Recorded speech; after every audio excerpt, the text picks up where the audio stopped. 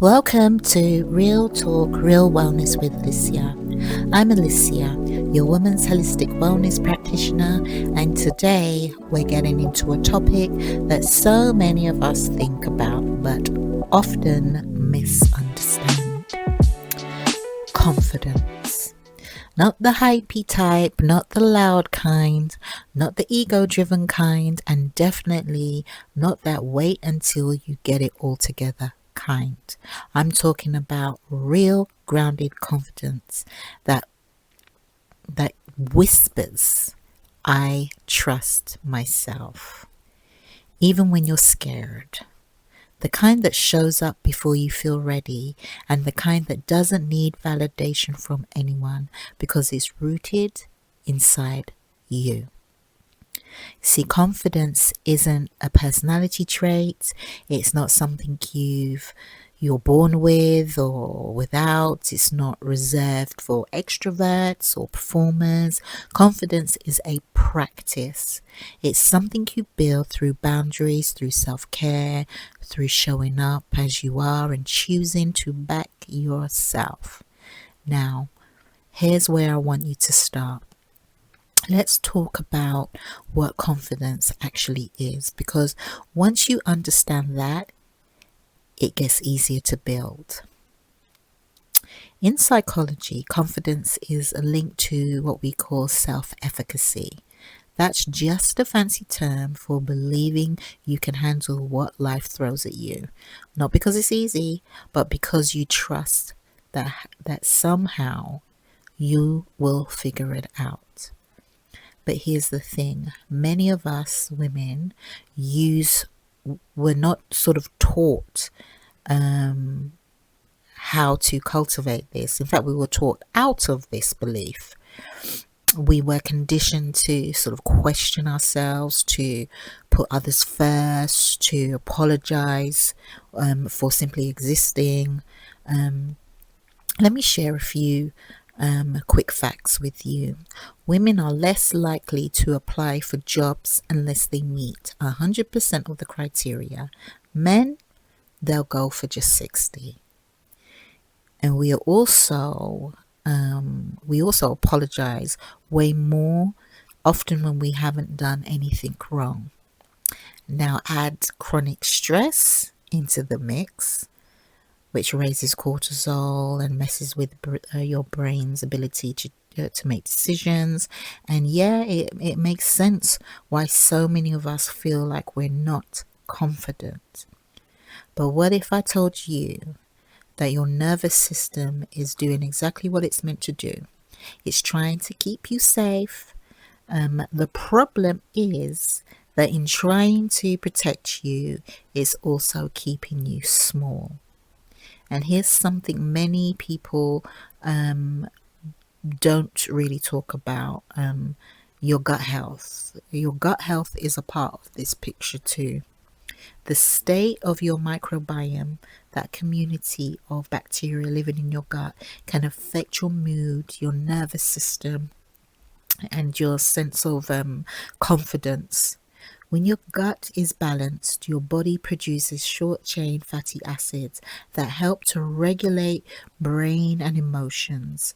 When it's out of balance, it can create fog, fatigue, anxiety, and that totally impacts how you feel about yourself. So if you've been feeling a little off lately, like your confidence has dipped and you can't quite explain why, start with your body. Nourish your gut, support your nervous system.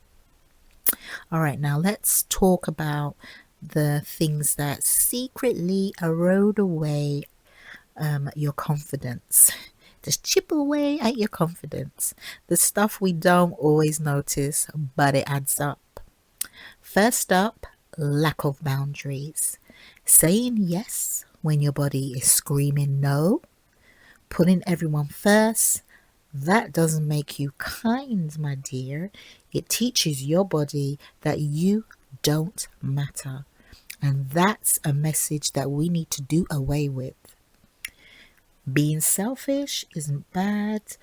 Being self-honoring is sacred. You cannot pour You can't pour, excuse me, you can't pour, you can't pour from a dry well. If the well is dry, there's nothing to pour, my dear. And you know what? Confident women know this. They know when to give and they know when to rest. Next, perfectionism. This one's tricky because it looks like a good thing, right? Wanting to get things just right, but perfectionism is often rooted in fear. Um, it's fear in disguise. It's the fear of getting it wrong, or being judged, or being seen as messy or flawed. But confidence does not grow from perfect plans.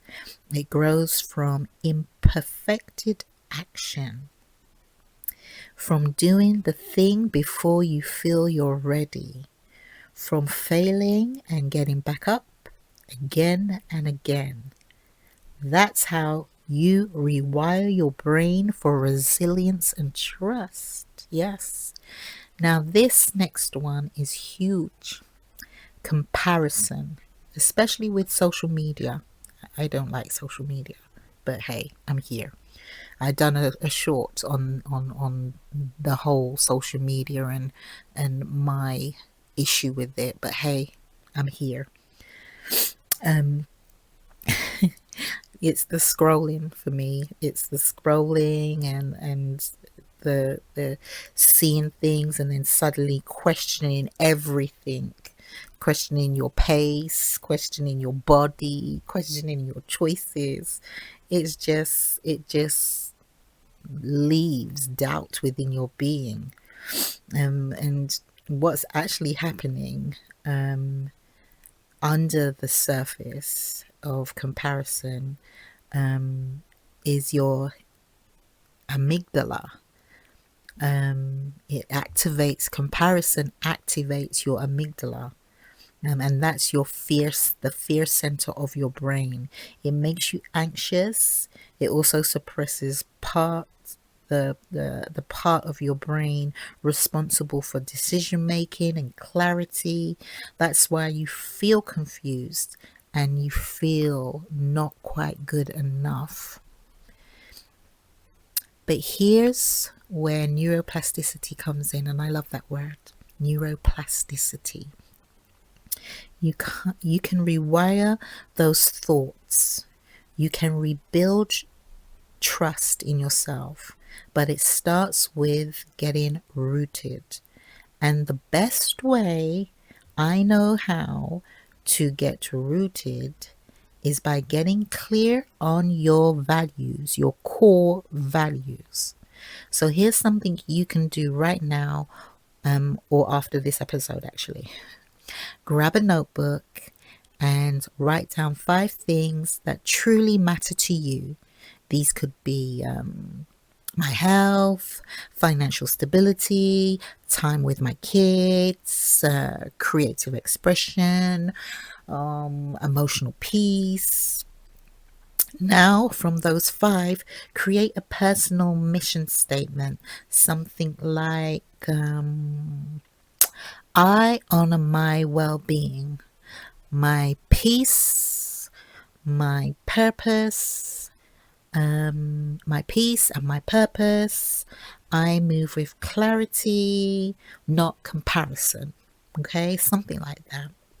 And every time you feel shaky, every time the scroll makes you doubt yourself, come back to that and let your personal mission statement be your guide. Okay, I've been doing it for years. I wrote my first mission statement, I think about 15 years ago, and to this day I haven't changed it. You can change it. It can develop, it can grow, because change is a beautiful thing. But I have stuck with mine, and I am on that path. Okay, so now let's look, what else can we do? Now, if you're wondering sort of how to start building internal confidence, here's a couple of things that you can do. Some practical things that you can do. And one of those is mirror and model. Okay, think of someone whose confidence you admire. It could be a woman you know or someone you follow. Pay attention to how she moves, how she speaks, how she holds herself. Try adopting those cues, not to become her, but to sort of help your body learn a new script. You're literally retraining your brain and nervous system to believe you can do this. And here's a powerful add-on, the power pose. Stand tall, shoulders back, feet grounded, hands on hips. Just 2 minutes of that can lower cortisol and boost your confidence. Let's talk about wellness tools that support this from the inside out. Now, EFT, emotional freedom technique, I speak about that a lot. I speak about it a lot because it really works. It's one of my go-tos. It just is. It helps to reduce cortisol and calms the emotional brain. You can tap the side. There is a sequence that we work through, usually in EFT, but there's quick ways of doing this too. You can tap on the side of your hand. Now, the side that your pinky finger's on, and you're tapping between the top of the pinky finger down to the wrist, and you say something like, even though I sometimes doubt myself, I deeply and completely accept myself. And you just sit there quietly and just tap and just say that 3-4 times, and notice how you feel. Another simple one is acupressure, and I'm an acupressurist, so I love using this too. We have meridians throughout the body, which are energy pathways, and on those pathways we have acupoints, and each of those pathways represents an organ. If you listen to She Speaks from Her Bones, you would have heard me speak about the kidney meridian, and actually this particular acupoint is on the kidney meridian, and it's just at the soles of the feet. So if you just massage the feet, the soles of the feet, when you are, or apply pressure to it when you're feeling a little bit, anxious or nervous, that sort of grounds you a little bit. Also, Heart 7, which is an acupoint on the wrist, just where the ulna meets the wrist. And again, that if you massage that, apply pressure to that, that can ease anxiety too. All right, so these points have been used for centuries to regulate energy and emotions. All right, those are just two. We have hundreds of acupoints throughout the body. So I look into it. It's acupressure, acupressure are amazing tools for mental and physical well-being. And then you have good old breath work. Okay, let's do some breathing. Let's inhale for 4, hold for 4, and exhale for 6. Let's do that again. Inhale for 4, hold for 4,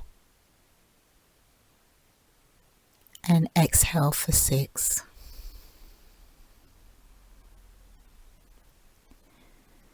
Now that is calming. That activates the parasympathetic nervous system. that lowers your heart rate, really calms you down. Again, these are very simple things that you can do if you're feeling a little bit nervous about the interview, feeling nervous about the deep conversation, whatever. Just try these things and see how you feel.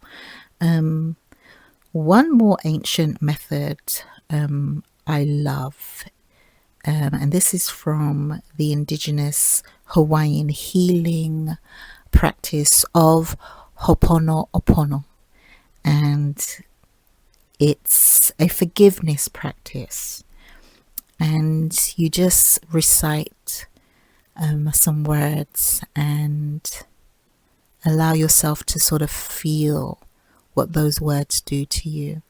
If you are feeling anxious, if you are feeling nervous, if you are feeling fear, if you are feeling shame, if you are feeling guilt, if you are feeling anything that makes you feel bad about yourself or about where you are, not feel so comfortable in your being, saying these words will help support you because you're saying them to yourself. And these words are: I'm sorry, please forgive me, thank you, I love you. Say it to yourself, especially when your sort of inner critic gets loud.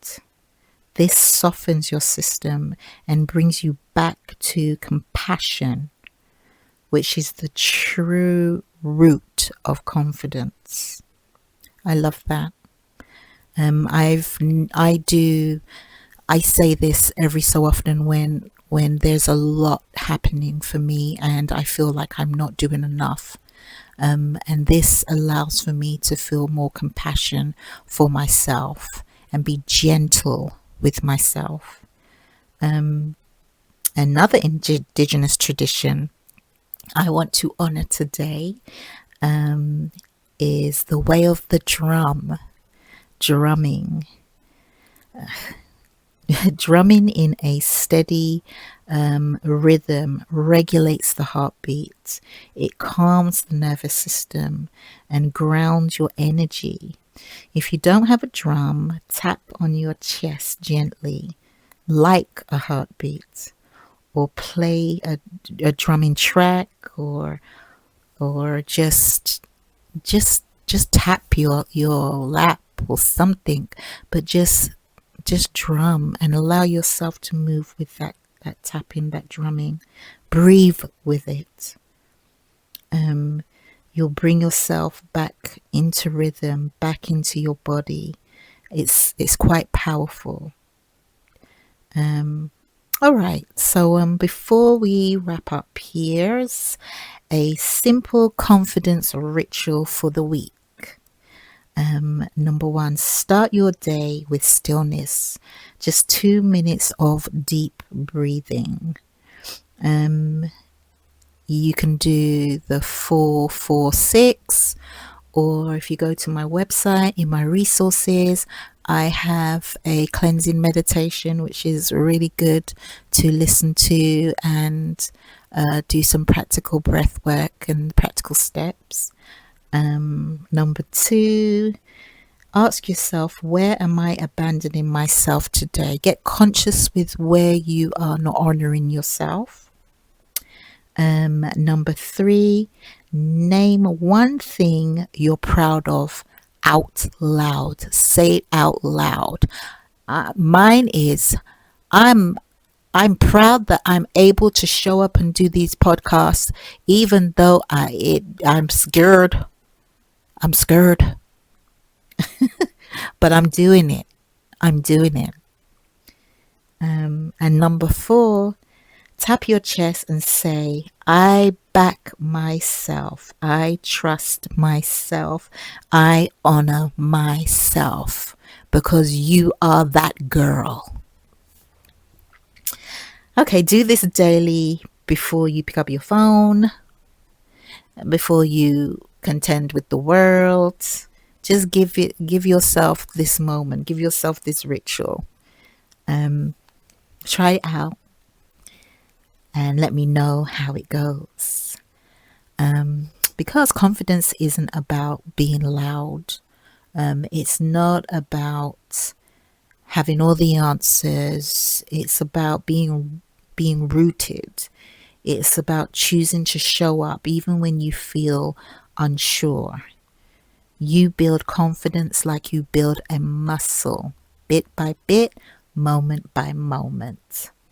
So if this, my dear, if this episode spoke to you, please share it with a woman you love, you like, you just want to share with. Tag me if you are going to try the ritual and let me know how it lands for you. Remember, you don't have to be more like anyone else.